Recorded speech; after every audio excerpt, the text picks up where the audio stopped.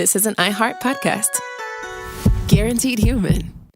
With no fees or minimums on checking accounts, it's no wonder that Capital One Bank Guy is so passionate about banking with Capital One. If he were here, he wouldn't just tell you about no fees or minimums. He'd also tell you about how Capital One cafes are open 7 days a week to assist with your banking needs. Yep, even on weekends. It's pretty much all he talks about, in a good way. What's in your wallet? Terms apply. See CapitalOne.com/bankguy. Capital One N.A., member FDIC. If staying in control matters to you, Wix gets it. That's why they created Wix Harmony. It's a website builder that helps create a business-ready site fast, while still allowing full control over every detail. Just describe what you want your site to do, or click and customize anything directly. Join millions of people who already use Wix and try Wix Harmony for free at wix.com/harmony.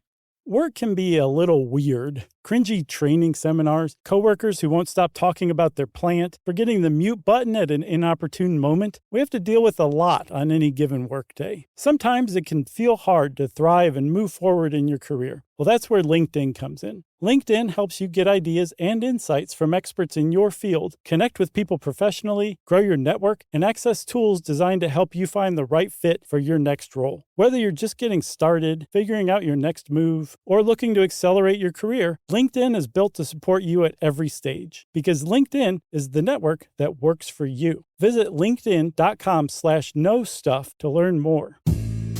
Back in 1976 in Chowchilla, a little town smack dab in the middle of California, a school bus with 26 children aboard was hijacked, and the kids were held for ransom by men looking to make easy money.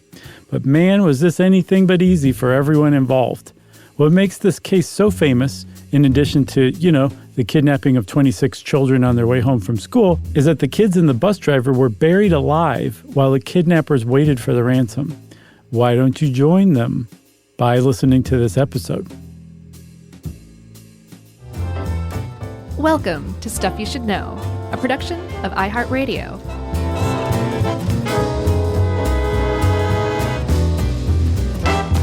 Hey, and welcome to the podcast. I'm Josh Clark, and there's Charles W. Chuck Bryant, and Jerry's here. And this is Stuff You Should Know. You know what I've been singing for 2 days? The wheels on the bus go round and round. No, that's a pretty good guess, though. What? Chowchilla.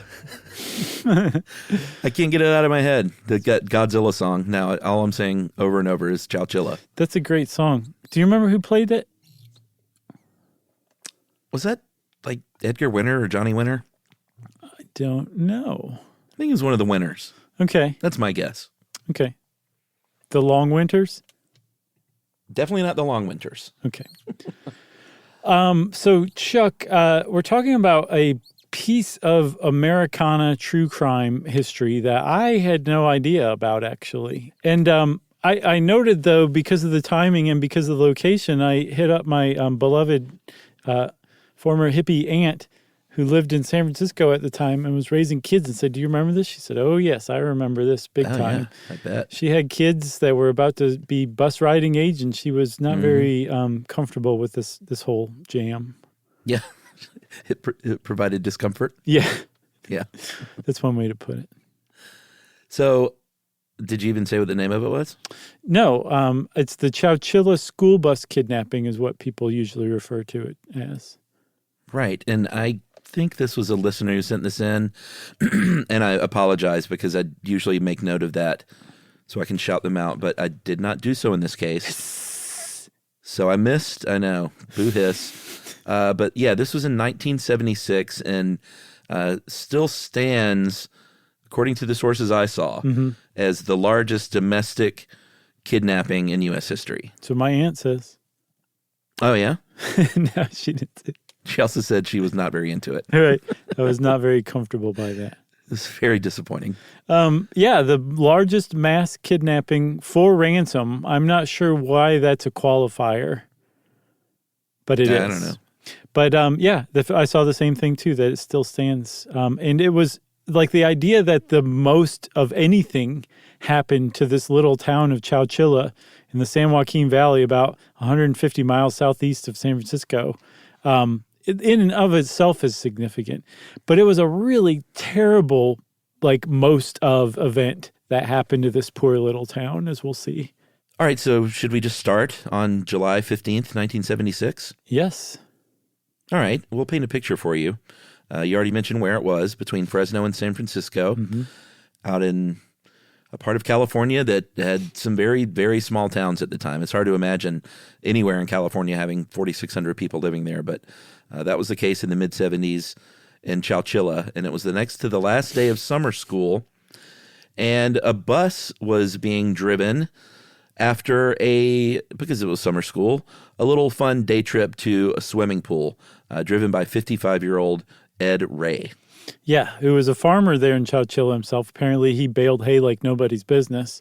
That's what I heard. He was married to a woman named Odessa, who was a bank teller at the Bank of America, and he was apparently quite happy being a farmer and then driving kids around on the school bus. Because even after this, he continued on for another dozen years as the school bus driver. That's right. He had only dropped off a few kids at this point, and there were 19 girls and 7 boys on board from 5 to 14. And notably, the 14-year-old, because he will factor in pretty heavily here. Yeah. His name was Mike Marshall.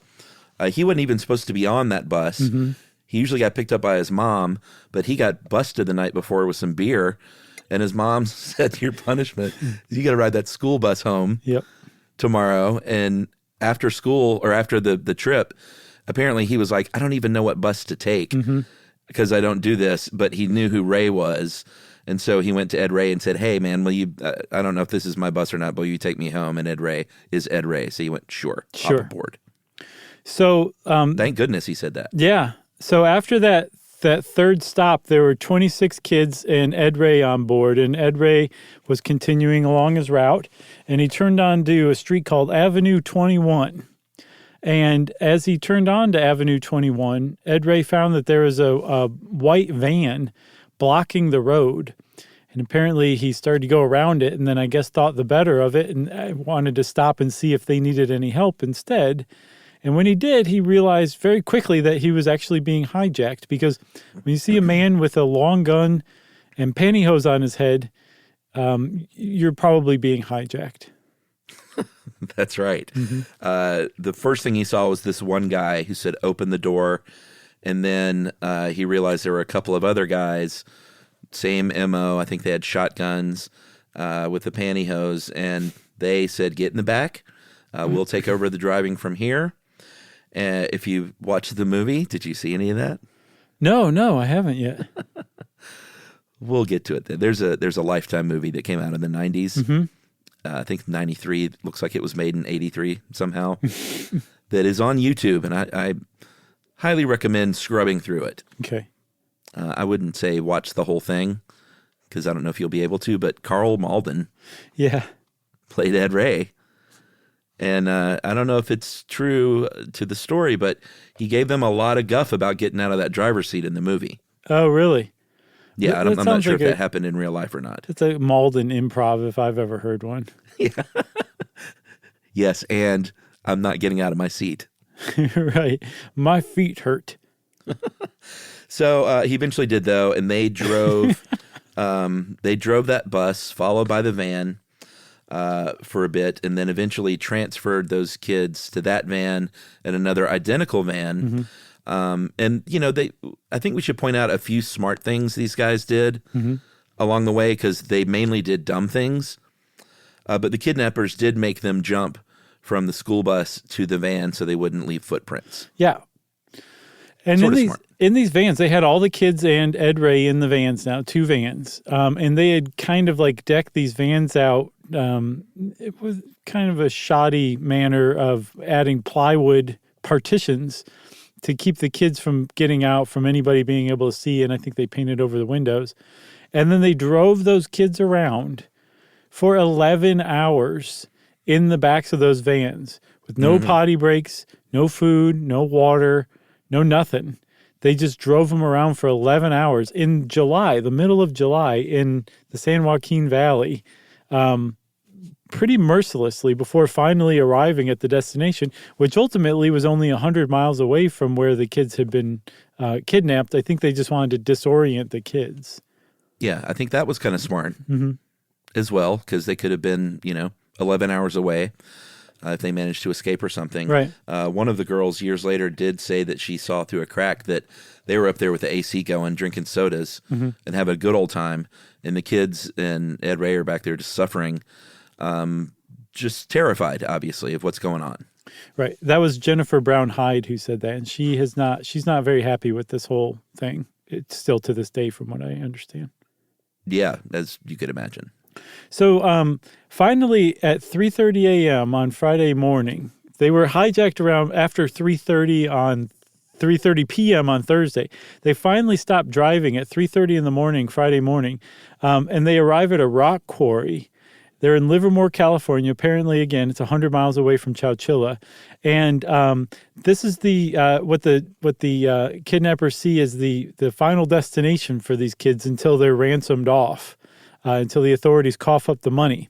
And what they've done is bury a moving van line trailer, so like a huge moving truck, the trailer part of it. They buried it a total of 12 feet underground, and have covered it with 4 feet of dirt. And they've opened a hole, put a ladder in, and told the kids, get down there. And Ed Ray, too. That's right. And as the kids were going down, and this kind of points to the direction of how dumb these guys were and how unprepared they were, even though they, it turns out, would have planned this thing for well over a year. Mm-hmm. They wrote down their names and their phone numbers and contact and parents' names, not on a clipboard, legal pad, but on the back of a Jack-in-the-Box wrapper. Right. So, and then they took apparently some kind of piece of clothing from each kid, because the idea was, once again, is that they have many, many kids that should bring many, many monies and dollar bills their way. Exactly. And the fact that they're kids means that people do anything to keep them safe. So sure, these guys figure they've got a pretty good payday with 26 kids that they're now holding hostage in a buried moving van trailer. And in the trailer, they had done a little more than they had in the van. So they had peanut butter, Cheerios, some bread down there, some water, but definitely not enough to keep all those people alive for a very long time. They'd also thought of bathrooms. They made bathrooms in the wheel wells, and they dropped ventilation tubes with some fans to force air into the van. So there was fresh air down there, but not a lot, from what I understand. Yeah, that's right. And the one fateful mistake they made was that for their comfort, they included some old box springs and mattresses and stuff mm-hmm. for them to sit on and lay on, mm-hmm. Which would end up being their undoing. Should we take a break? I think we should, because now you've got 26 kids buried in a buried trailer right now in Livermore, California at 3:30 in the morning. Not a good thing to happen. That's right. So we'll pick up with what's going on in Chowchilla right after this.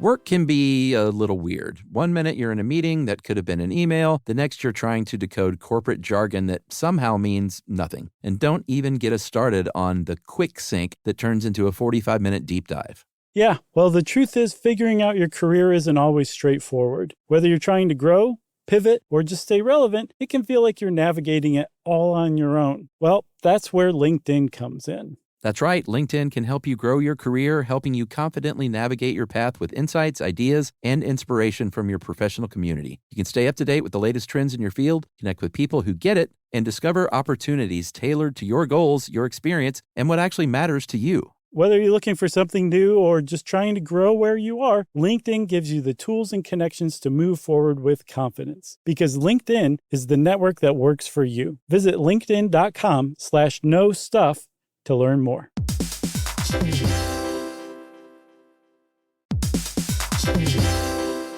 Hey everybody, we're here to talk to you about Wayfair, who believes that spaces should be functional, they should be comfortable, they should be well-designed, and they can be well-designed by you with their help. Your updated space should feel more comfortable, inviting, and practical for everyday use. And we're talking about outdoor seating, we're talking about grills, We're talking about major appliances. If you need storage solutions, Wayfair can help you out. Patio lighting, rugs, decor. It is your one-stop shop for home. Yeah. I mean, it's getting nice out, so it's time to think about living outdoors for the next few months. And Wayfair knows that outdoor furniture, it's heavy, it's intimidating to assemble. So Wayfair has stepped in and said, we're going to handle the hard part so you don't have to. That's right. You can shop Wayfair Verified, your shortcut to the good stuff. And that means their team of product specialists are going to vet everything by hand using a 10-point inspection, testing things like, quality materials, functionality, and features, and even how long it takes to build that piece of furniture. And the overall experience save time, reduce hassle, and improved convenience. Patio season is here, and these deals won't last. So head to wayfair.com right now to get your outdoor space ready for way less. That's WAYFAIR.com. Wayfair, every style, every home.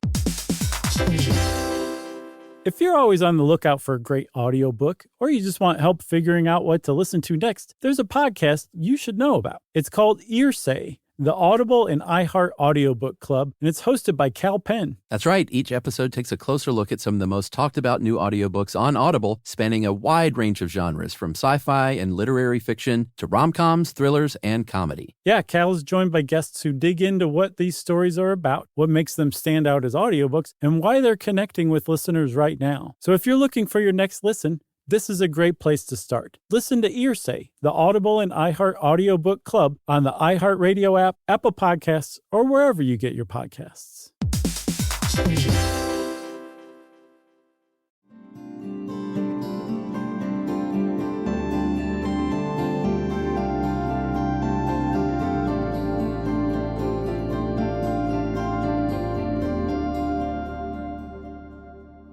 All right, so in Chowchilla, that bus doesn't come back. So obviously everyone freaks out pretty quickly. Yeah. An entire school bus full of kids and a very trusted man about town. Like, people knew, it's a small town. People knew Ed Ray. Mm-hmm. And he was a good guy by all accounts. They were all missing. So the very first thing that happens is they locate the school bus, which had been hidden with some bamboo and camouflage. But they did find the bus right away, which, on one hand, that's good because they have a lead. On the other hand, that just sends this thing into the stratosphere as far as panic goes. Sure. Because where are these kids? Yeah, and I saw also that the bus had basically no clues on it whatsoever. So it's like, we found the bus, but that doesn't help at all. Right. Yeah, I'm sure they were panicked by that. So it became pretty clear pretty early on that the Chowchilla sheriff, a guy named Ed Gates, was going to need some help. So the FBI came to town. Apparently they booked every one of the hotel rooms in the 2 hotels in town. They brought all the state law enforcement agencies, everybody just converged on this town to help out because it made national news almost instantaneously. I saw somewhere, Chuck, that this is during the bicentennial, and the bicentennial just been going on and going on and going on, and there was still bicentennial stuff going on, and this stopped it. This kidnapping, news of this kidnapping stopped the bicentennial celebration dead in its tracks. It was the end of it, not just for this town, but for the whole country. Oh, yeah. I mean, this went right up to President Ford at the time, and obviously Governor Jerry Brown. So they threw everything they could at it. The media descended upon Chowchilla super fast, and because it's the media, you start getting these terrible stories about maybe because they'd never caught Zodiac, and this was just 6 or 7 years, I think, after the final what would end up being the final killing. So they said maybe it was a Zodiac because they made reference to wiping. He made reference to wiping out a school bus at one point. Mm-hmm. Any tip that came in, they had to follow. There's a shoe on the side of the road, so they have to track down that tip. Mm-hmm. There was a novel in 1958 called "The Day the Children Vanished," where the gang of people abduct a busload of kids just to bring people out of town and distract them while they robbed a bank. Yeah, Ray's wife worked at the bank, like you said, so they put a bank under surveillance. So there were, it was, I don't know if I would describe it as a panic because the FBI was on the scene and the state California Bureau of Investigation. So they were doing good work, but there was a frenzy of activity. Yeah, and I think the sheriff had all the help he possibly needed to chase down all these leads and everything. But from what I saw, there was just not much to go on. They were just dead ends left and right. And so like there was a just an enormous amount of panic and terror in the town. Families started converging on the firehouse, the local firehouse, for some reason. I'm not sure why, but it became like the meeting place for anybody concerned about the fate of the kids. And this is where news would first be broken, and I think the media probably hung around there too. So you can only begin to imagine how anxious the parents were. And then the town, and then apparently the whole country was anxious as well. And so it was really kind of surprising when all of a sudden, at about, I think about 8 p.m. the next night, Saturday night. So the kids have been gone for almost about carry the one, 2, 3, 4, 6, about 7. 30 hours, 32 hours, something like that at this point. 32 hours of terror. When all of a sudden, at that quarry, some people are working, and a man and a bunch of kids run over, and it turns out to be the kidnapping victims who just present themselves to a security guard at the quarry in Livermore, who gets on the phone and says, "We found them." That's right. Amazing. And you would think, well, pretty sensational story, but it was very short span of time and all the kids were fine, so why is it really a story? It's a story because, as we'll see, the trauma that they suffered emotionally and how it went down and who these people were who kidnapped them. Mm-hmm. But before we get to those dum-dums, let's talk about the escape. They were down there about 12 hours and running out of food and water. The roof, they had a lot of weight on this moving van roof, and those things aren't super strong.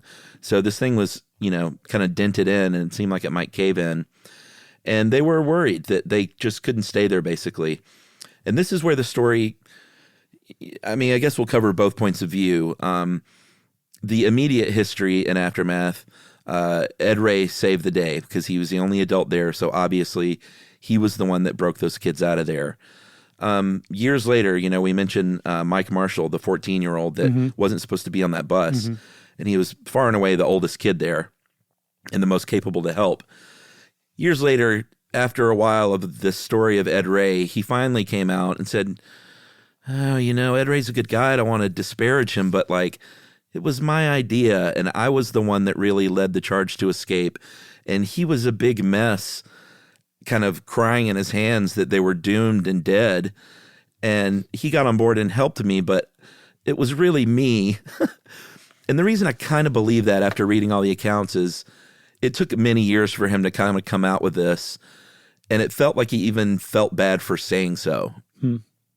So I think that Mike Marshall, in fact, did lead the charge to escape. Well, his account was corroborated by another guy named Larry Park, who wrote a book called The Chowchilla School Bus Kidnapping, Why Me? And I don't know if he corroborated it in that or in an interview later on, but he was there and he said that that's true, that's how it went down. On the other perspective, the fact that when Ed Ray lived the rest of his life, he stayed in Chowchilla. Most of those kids who've been kidnapped with him stayed in Chowchilla. When he was dying, those same kids as adults now came and visited him at his bedside to say goodbye. There's plenty of opportunity for, little town to start talking, whispers and that kind of thing. And that doesn't seem to have happened. He seems to have died considered a hero as well. So my take on it, Chuck, is that he may have been gloom and doom about their prospects to begin with, and maybe it really was Mike Marshall who said, "No, we need to try to get out of here." But even Mike Marshall said after a while, once Mike Marshall started to try, Ed Ray joined in and started helping, and that they might not have been able strength. they might not have been able to get out had a grown man not been helping them push against this. Totally agree. I think we park our cars in the same garage here. Yeah, look at them. They're both shiny. heroes. So here's how they got out. They took those mattresses and stacked them up, and they took apart they kind of smashed one of the box springs, which are framed in wood, and they started using that wood as a sort of makeshift crowbar to try and, what these kidnappers had done is they put some sort of iron plate. I've seen manhole, but it was some kind of heavy metal plate over the thing, along with 2 industrial tractor batteries, which are super heavy, and then dirt. So ended up being several hundred pounds kind of weighing this thing down, this escape hatch. but they were able, after hours and hours, to finally kind of use that wood to pry open just enough to where they see starlight and dirt leaking in.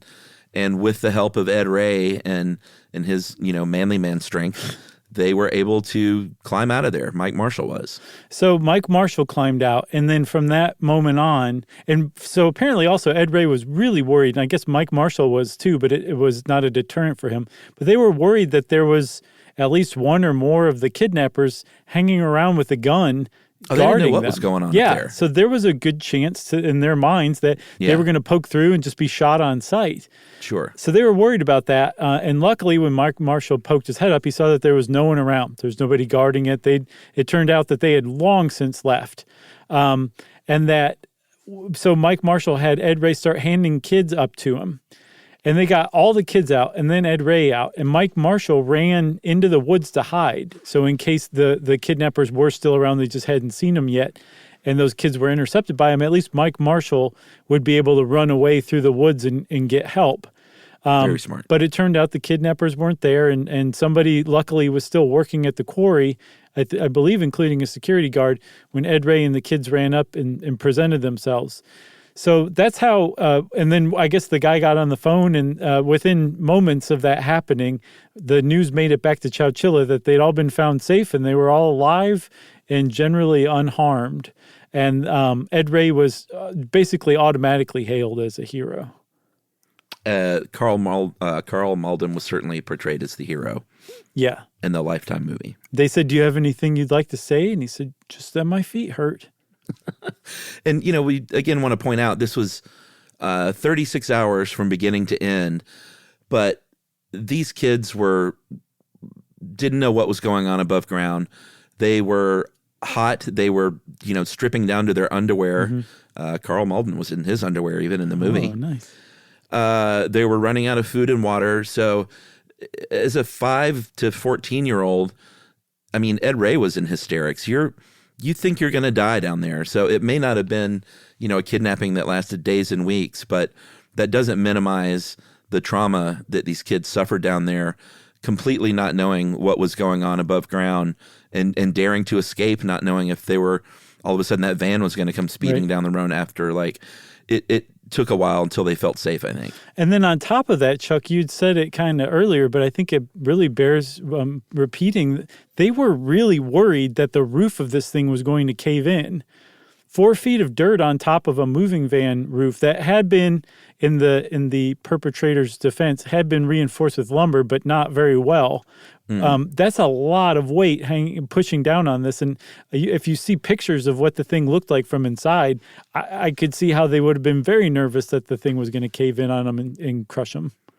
Oh, yeah. Like the pictures of it afterward, that roof was in the process of caving in. Yeah.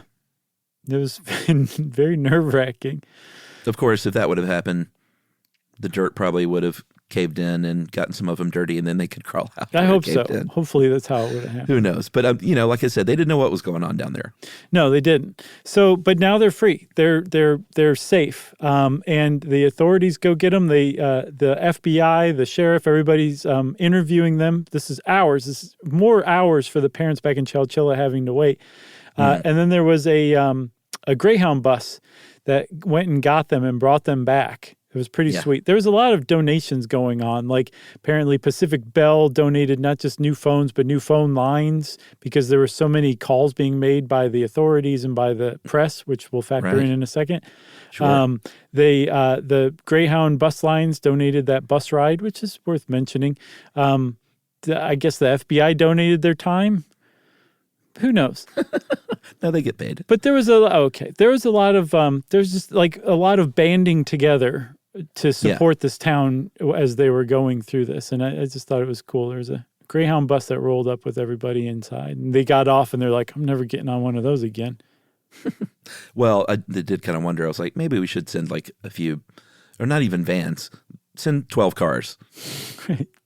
No buses, no vans. That's a good. You know what I'm saying? Yeah, I get what you're saying. Or just make them walk the 100 miles back. And of course, the kids got to go to Disneyland. That was a big one. They got a hero's welcome. They got a parade.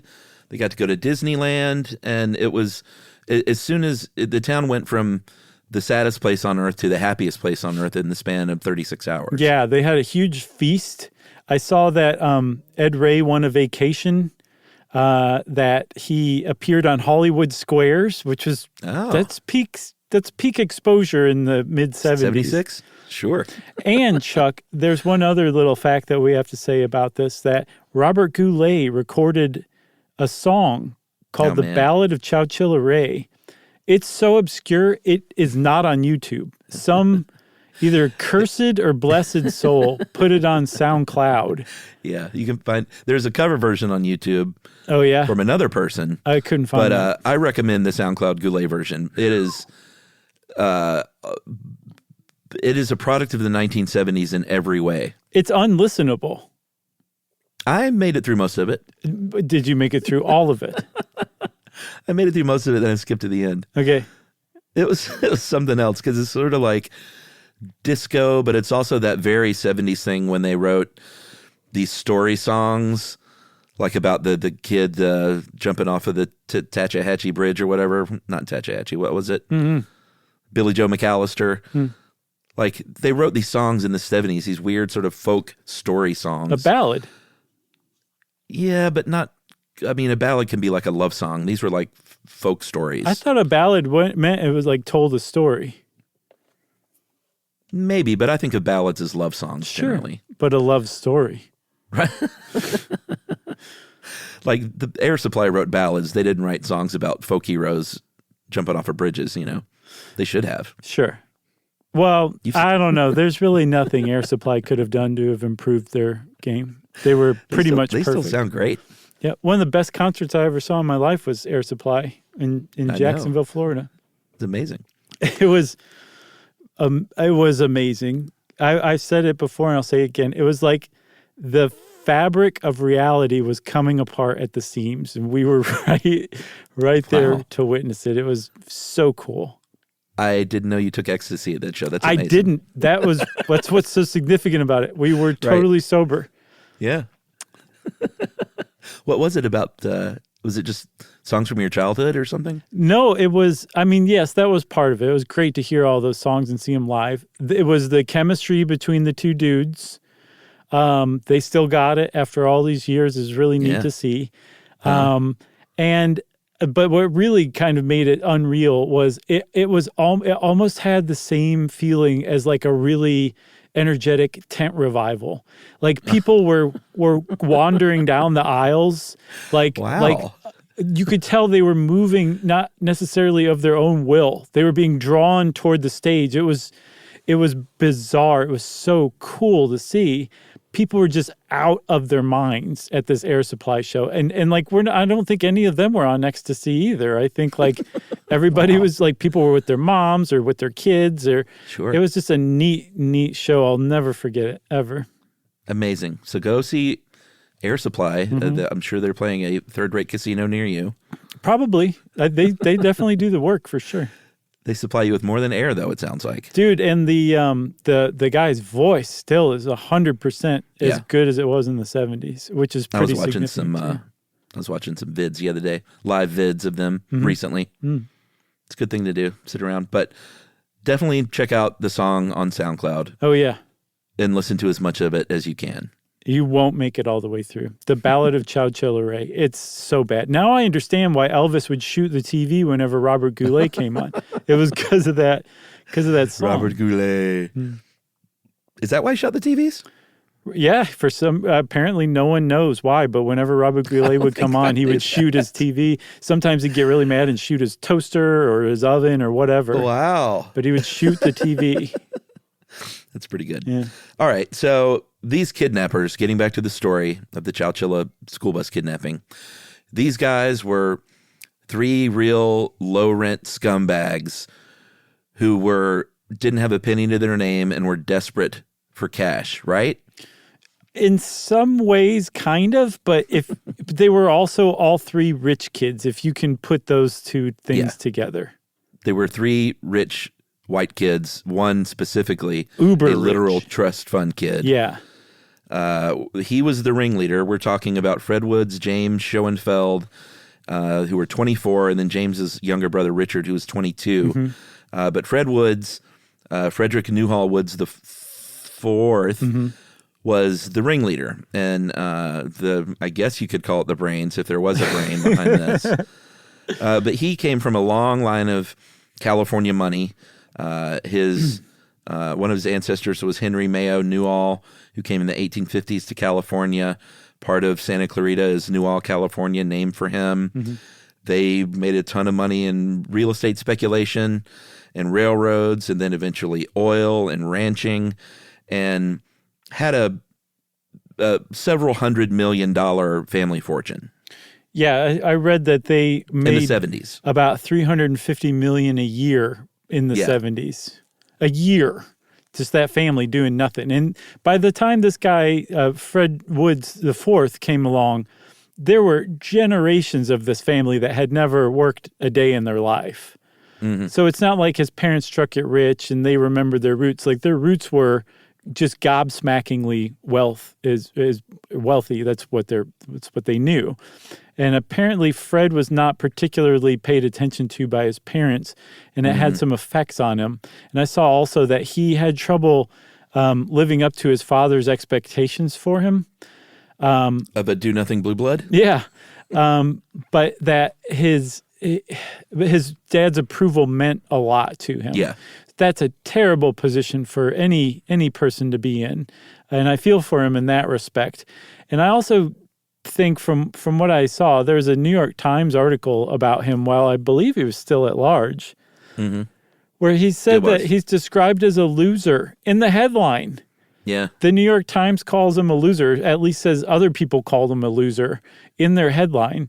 He was that kind of person. And again, it was the 70s, but he was also that kind of person. He's just he was the product of wealthy, neglectful parents, from what I can tell, and also an education system that seems to have failed him, at least in the grammar portion. Yeah, we'll get to that. He didn't have a lot of friends. He never really had a ton of girlfriends. Which is ironic because he ended up being married 4 times, which we'll get to. He lived in a converted apartment in an outbuilding on the nearly 80-acre estate in Portola Valley, where his grandmother lived and his parents lived, even though they were traveling by themselves usually. He got a job at that rock quarry, your first indication that they may not have had the smartest plan. Sure. Because his dad owned it. And he was into cars. He collected cars with his money. The ringleader did. He had dozens and dozens of cars. His buddy James, who helped him, he was rich too. Not that kind of rich, but his parent, his dad was a podiatrist, so they had doctor money. So they were doing pretty well as well. And they got into various businesses together. They had a used car business together. They never did super well, it seemed like, in any of their business ventures, because it seemed like they weren't super smart. Right. Another good descriptor is that Fred, in particular, loved his cars, and he loved to shoot the windows out of his cars with his guns, which he also loved. Yeah, they had a lot of guns between them as well. I mean, it's sort of what you think. There were these rich kids who weren't paid attention to, that could do whatever they wanted, and ended up getting into trouble. Fred had designs on being a film producer, and part of the concept for this kidnapping was the school bus kidnapping in the movie Dirty Harry. Yeah. And he said, hey, this would make a great movie too, which we'll get to sort of the bow tie on that later on. But he and James ended up losing some money, about $30,000 on a housing deal. And depending on the reports you read, some people say they were desperate for money. But if you talk to James, he said, I wanted to buy a Ferrari with it because my neighbors had Ferraris, and it was to keep up with the Joneses situation. Yeah, that's exactly right. Fred was born into it, and I think took money largely for granted. But James and Richard, but James in particular, really kind of felt new to the area and didn't fit in because they didn't have as much money. I think their dad was punching above his weight class socioeconomically in the area that they moved to, and his sons kind of suffered for it because they felt out of place because they just did not have anywhere near the kind of wealth that their peers had where they now lived, and that seems to have gotten to James, and that was his big motivation. I never saw Fred Wood's motivation. Did you? I mean, I think part of it had to do with that $30,000 in debt, but I think part of it, dude, is he was a bored rich kid in some ways. Right. Like that may have been the reason. So And dumb. I also and dumb. Also, I have the impression that that James and Rick Schoenfeld were a lot more moral than Fred Wood was. Oh yeah. Apparently, in his journal, James wrote at the time that he was worried he was becoming immoral as they were like really planning this. And he and his brother were both Eagle Scouts, so I guess it is fair to say that they kind of fell under the influence of Fred Woods, who had no qualms about this whole thing. He convinced them to give up their qualms as well. Yeah, I think the last time I'll say the word smart thing that they did was when they were initially hatching the idea.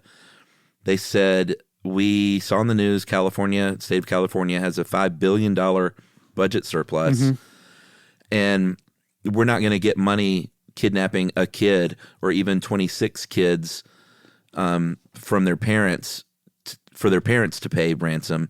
But if they were on a school bus, then it's the responsibility of the state of California, and they've got all this dough. So $5 million is chump change to them. Right. So if we get them on a school bus, then they're liable, and that's how we're going to get the most money. Yeah, and so the calculation that they made was that nobody was going to get hurt. They knew that they weren't going to physically hurt those kids.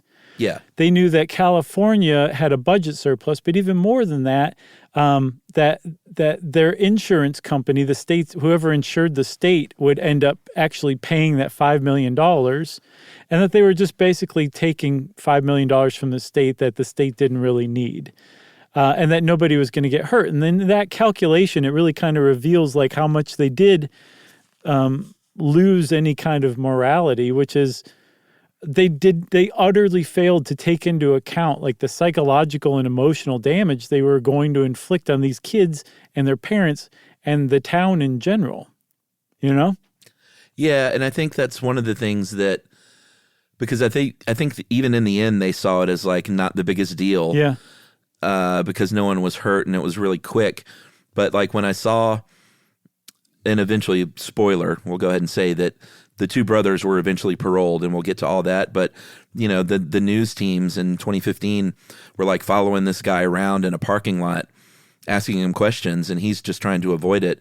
And one of them was like, you do realize the trauma these kids have still suffered into adulthood.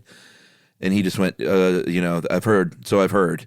And then just like quickly ran away. So even to this day, they're trying to get them to realize that there was a real impact, and the end result was trauma and PTSD. Yeah, and the reason it did, and it had the impact, and part of the problem for Chowchilla, apparently Chowchilla was just transformed immediately. Like, you know, when if you're the victim of a crime, you wonder like why me, especially a random crime, and this is a random crime perpetrated on a whole town. Yeah. Like Chowchilla was a possible town among a number of towns in the area that those three traveled to and staked out and just kind of tried to figure out what the best victim would be for this crime. And they just settled on Chowchilla. They had no grudges against Chowchilla. They had no ties to Chowchilla. What the problem was, they didn't care about the people of Chowchilla or how they felt about their children or what they were going to do to them. It was just a random... They chose them basically randomly. And Chowchilla is the kind of rural farming town where people don't talk about their feelings. I get the impression that they still think that that's weak. It shows a sign of weakness. And so I don't really have the impression that the town has ever really processed this and that they've tried to forget. And then there's a lot of problems among the victims who are now in their like 50s. That have never really been resolved or worked out because the town just tried to carry on as if it never happened, basically from the get-go. Oh yeah, I mean, some of them had very hard luck stories getting into drugs, eventually getting better, and going through rehab and treatment and writing books about it. Others say they don't trust people. They suffered nightmares for years. Some continue to. Others have said that they don't even really remember much of what happened. I imagine if you're 5 years old, you're not going to remember as much as a 12-year-old, obviously. Sure. So depending on your age group, you may have suffered some more obvious lasting damage. But they were all damaged. The way these guys got caught is Well, I guess let's tell a little bit of that story. During the investigation, one thing they found and we'll put this in the dumb column, on the property of where Fred lived, they found a plan written out that said at the top, plan. Yep. I think in all it didn't say lowercase. kidnapping plan. Didn't even capitalize the P. Yeah, they wrote it out in pen, and they had a lot of ideas. They wanted to buy an X-ray machine. I think they did. To X-ray in case the ransom money was bugged. Mm-hmm. They had a larger plan. They had one plan about the state dropping the money from a plane in the Santa Cruz Mountains, right, at a specific drop site indicated by a series of lights. But they also had this larger plan of putting dummies in a plane with parachutes, and it was sort of all over the map, this plan over the course of a year and a half. Yeah, there was. This really reveals, I think, a lot about them as well. That on that plan sheet, it said one of the line items was "burn the plan." Yeah, they just didn't get around to that. They left there was a it ransom instead. note. Yeah, there's, I think too. Yeah, and it had a lot of like scratch outs and misspellings. And apparently it referred to Fred by name in the ransom note that they planned to give to the authorities. Like really dumb code stuff.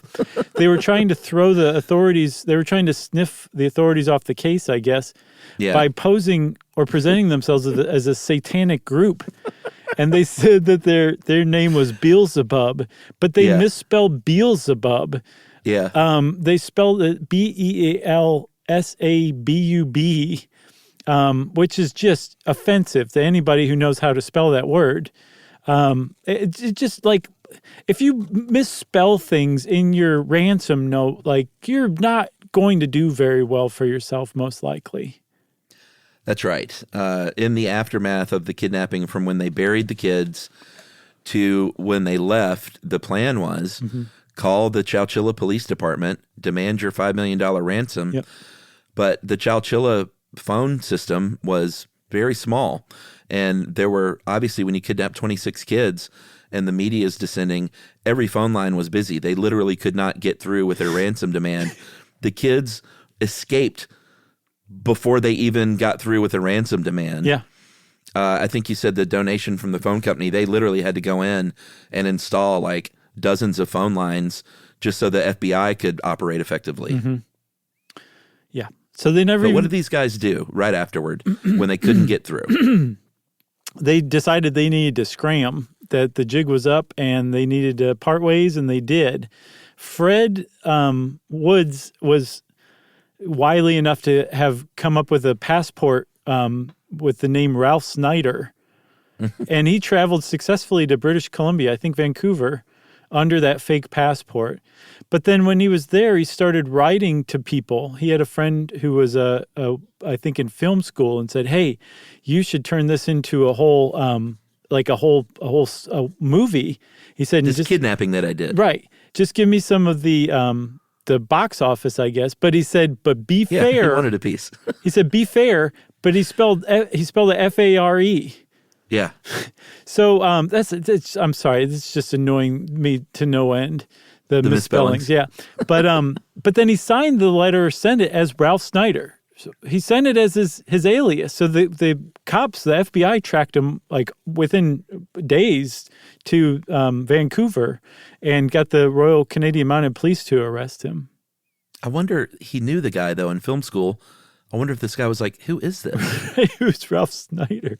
Or if he put in parentheses, "That's my alias. This is Fred." Don't tell the FBI. But he misspelled FBI. So Rick, the younger Schoenfeld, for his part, almost immediately confessed.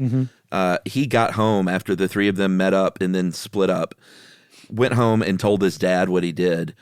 His dad, because they had money, again, as a podiatrist, got him a lawyer, toot sweet. And so that's why we don't know exactly, that's one reason we don't know exactly what happened in those first, hours afterward, is because the lawyer kind of kept that all quiet. Although I did see a news report that said they took naps. I don't know if that's true or not, but I did see that. It sounds right. It holds up if you put it up against everything else. And keep in mind, once again, they took these kids to a quarry that Fred Wood's dad owned and where Fred Woods worked.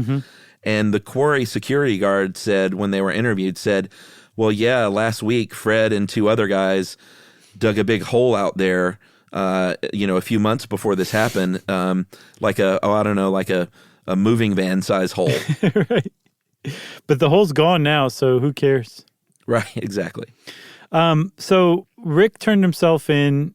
Fred got caught. James made attempts to cross the border into Canada himself, but apparently the Canadian authorities considered him A, way too nervous, B, way too vague about what he planned to do in Canada, and C, in possession of way too many guns to be let in the country. And apparently he tried 2 or 3 times using his own name to get in and finally gave up and turned around. And I guess he had decided he was going to turn himself into authorities, but because of an all-points bulletin on his license plate, he was picked up before he could turn himself in. Right. So they were all collected less than 2 weeks after it happened. Yes. All right. Well, let's take our last break, and then we will kind of quickly go over the sentencing and what happened afterward right after this.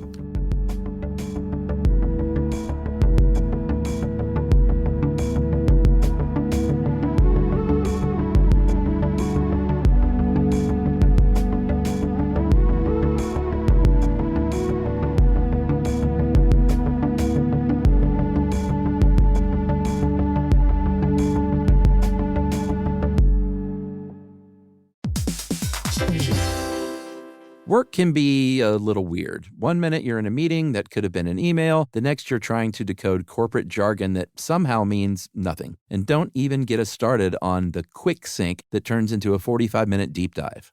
Yeah, well, the truth is figuring out your career isn't always straightforward. Whether you're trying to grow, pivot, or just stay relevant, it can feel like you're navigating it all on your own. Well, that's where LinkedIn comes in. That's right. LinkedIn can help you grow your career, helping you confidently navigate your path with insights, ideas, and inspiration from your professional community. You can stay up to date with the latest trends in your field, connect with people who get it, and discover opportunities tailored to your goals, your experience, and what actually matters to you. Whether you're looking for something new or just trying to grow where you are, LinkedIn gives you the tools and connections to move forward with confidence. Because LinkedIn is the network that works for you. Visit linkedin.com/knowstuff to learn more.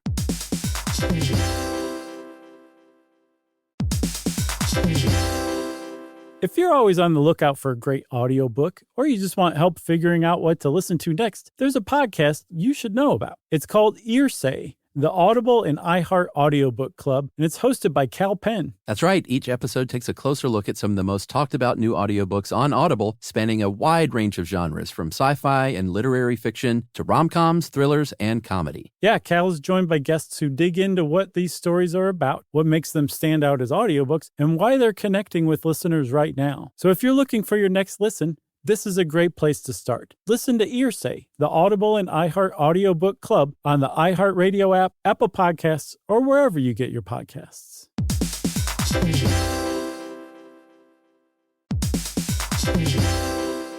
Dell PCs with Intel Inside are built for the moments that matter, for the moments you plan and the ones you don't. Built for the busy days that turn into all-night study sessions, the moment you're working from a cafe and realize every outlet's taken. Yeah, the times you're deep in your flow and the absolute last thing you need is an auto update throwing off your momentum. That's why Dell builds tech that adapts to the way you actually work. Built with a long-lasting battery so you're not scrambling for the closest outlet, and built-in intelligence that makes updates around your schedule, not in the middle of it. That's right. They don't build tech just for tech's sake. They build it for you. Find technology built for the way you work at Dell.com/Dell PCs. Built for you.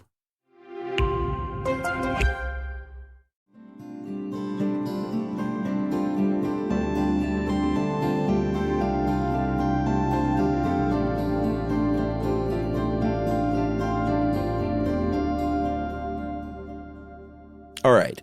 So they were collected. Yeah, they were collected, and of course had their day in court. And the big thing that happened in court was whether or not these guys committed bodily harm on these children. Yeah. Because if you committed bodily harm, then you have a sentence of life without, a possible sentence of life without parole. If there was no bodily harm, then you could have life with parole. Right. They ruled that they did suffer bodily harm. So they had stomach trouble, they had nosebleeds, some of the kids fainted, and that counted. But in 1980, an appeals court reversed that ruling, said that is not bodily harm, and that made them eligible for parole. And since then, like I said earlier, the two Schoenfeld brothers have been released in, I think, 2012 and 2015. Right. Like long after some observers who were involved in the case think that they should have been paroled, like especially Richard Schoenfeld. He was 22 at the time. He was basically there, I saw it described as along for the ride. Again, an Eagle Scout. He probably became an Eagle Scout 3-4 years before this happened. And he spent 39 years in prison.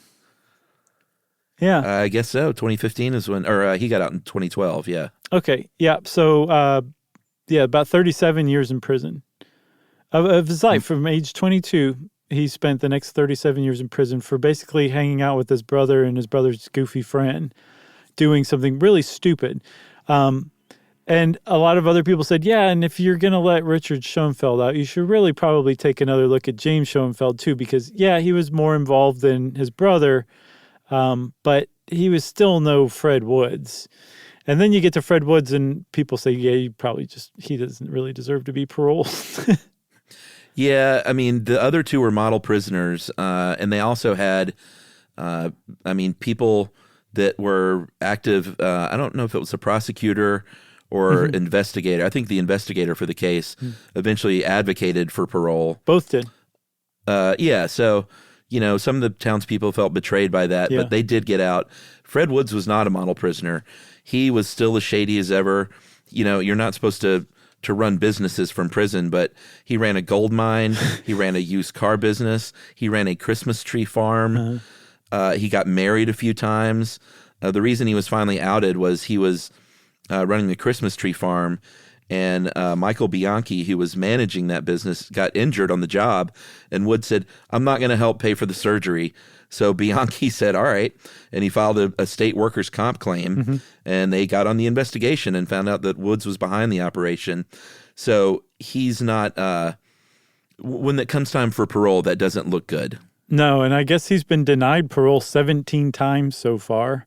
Yes. And he's up next in 2024. And a lot of people think he might never be paroled, actually. Well, he bought a mansion in Nipomo, California, 30 miles from the prison that no one lives at. He did have a civil lawsuit in 2016 where he had to pay out money to the victims that was described as, quote, enough to pay for some serious therapy, but not enough to buy a house. Which is significant, too, because they did rule, an appeals court ruled in 1980 that they didn't inflict bodily harm. But I wonder if that same appeals court would come to that conclusion in 2021 based on interviews with some of the people who were abducted, like, oh, no way. Like Jennifer Brown Hyde, who I mentioned earlier, who's not... I think emotional harm would play in these days. Right. And there was definitely emotional harm inflicted. You talked about Larry Park, who was addicted to meth and crack before he finally found forgiveness and actually went and met with all three of the perpetrators and shook their hands and told them he forgave them and apparently changed his own life like that. If you haven't listened Fred Ward said, hey, I could make you a heck of a deal on a used van. No, Fred Ward took his watch when he shook his hand. Well, I was kidding, but my final little factoid is that that used car lot had those two vans, and he held on to those because he thought they would be worth a lot of money as the kidnapped vans. Yeah. Which they might be worth an extra few $100. I could see that, but I don't know if that's the crown jewel of your inventory. I don't know. Nick Cage bought them. Right. And then you can go watch that movie from Lifetime in 1993 called They've Taken Our Children if you want to see Carl Malden in his underwear, apparently. Man, bad movie, bad song. I read also that Chowchilla residents do not care for that movie, Chuck, because it was shot in Kansas. And anyone who knows anything about the San Joaquin Valley knows that Kansas is a poor stand-in for that. So they're a little turned off by that movie, from what I understand. That's right. And then last thing, I want to shout out Caleb Horton, who wrote an article on Vox, very in-depth one, called The Ballad of the Chowchilla Bus Kidnapping. It's pretty good. Oh, that's a good one? Yeah, it is. All right. All right. The article, not the song. No. Oh, okay. It's an article. An article. I gotcha. Okay. Well, since we worked out the misunderstanding, everybody, that means it's time for listener mail. I'm going to call this, let me see. How about racist ticketing? In our episode on jaywalking, we talked about people in the Black and Hispanic communities are ticketed more for jaywalking. And this is from Valerie Mates in Ann Arbor, Michigan. Hey guys, you mentioned that Black and Hispanic drivers are issued more traffic tickets than white drivers. This is an interesting issue. In Chicago, when they installed traffic cameras, they found that the cameras, despite being race neutral, still gave more tickets to Black and Hispanic drivers. So, of course, they wanted to study that. The experts found that more affluent neighborhoods are built with more features that would naturally slow down traffic. More sidewalks, more stop signs, more crosswalks, while poorer neighborhoods had fewer of those things, and the result would cars would be naturally would tend to drive faster in poorer neighborhoods. Since Black and Hispanic drivers are more likely to live and be driving in less wealthy neighborhoods in Chicago, they were more likely to be speeding and caught by traffic cameras, or so says the evidence, at least. Crazy.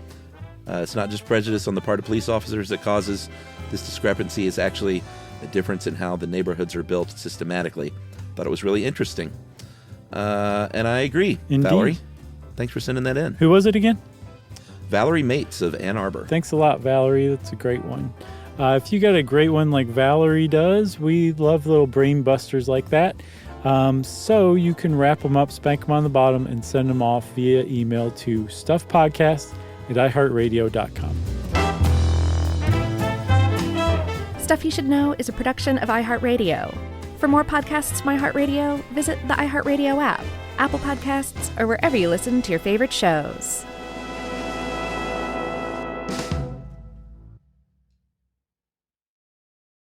Introducing the all-new Mazda CX-5, featuring more connection, Hey Google, where's the nearest Pilates class? safety that has your back, more discovery on the scenic routes, more passion in the details, and more control in changing weather. The all-new Mazda CX-5, more to move every side of you. See it in 5 films at MazdaUSA.com/5sides. Google is a trademark of Google LLC. Sequences shortened and simulated. When it comes to small business, people want to talk to people, not bots, not voicemail. Your customers or clients want a real human connection, and that's exactly what they get with Ruby. Ruby is the virtual receptionist company that takes care of your callers when you're unavailable, in the middle of something, or just don't want to pick up. They can answer, screen, and transfer calls, as well as take messages, collect payments, book appointments, and more, all while saving you time and making the people you serve feel special. It's available 24/7, 365 days a year, and is 100% based in the U.S. See how it works at ruby.com, or better yet, give them a call at 844-900-RUBY. Geico presents a 30-second podcast between your podcast. Today's story is shared by one of our listeners. It's called Betrayed by Bill. It was in that moment I caught who was staring back at me in betrayal, or more like what? My insurance bill. With trembling hands, I grabbed my phone and switched to Geico, saving about $900 in the process, and never to be betrayed again. Now that was bloody riveting. It feels good when the story ends with savings. It feels good to Geico. This is an iHeart podcast. Guaranteed human.